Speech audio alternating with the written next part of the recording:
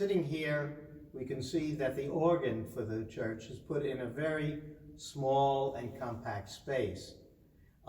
Indeed, it's one that created a lot of problems for those involved with the concept of putting in an organ.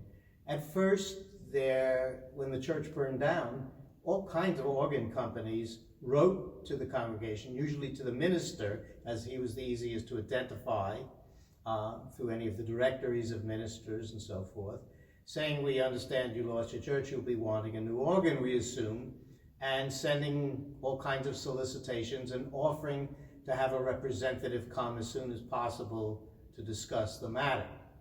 The congregation didn't feel that way at all, and Ed Ehrman particularly decided that he would want to wait till things were well underway with the construction before trying to deal with the organ.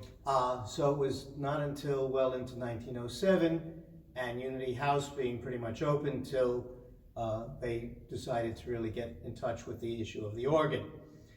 They asked Wright to make a drawing of the space, and almost all of the organ companies said it was way too small, inadequate to house both the keyboard properly and to make the runs necessary to get the piping in.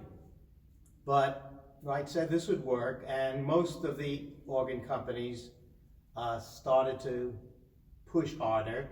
The congregation felt they did not have the knowledge to broker between that space and what the organ companies felt, and they hired a Mr. Shaw as a consultant to help negotiate this. Many of the companies went away. Lyon and Healy stayed in, a Chicago firm, as did Coburn, another Chicago firm. Finally, the congregation decided through its leadership on Coburn, and they did put in the organ in the space that Wright had defined. Again, it's a little tight, but it did the job, at least to make the music necessary until modern technology caused everyone to go in a new direction many decades later.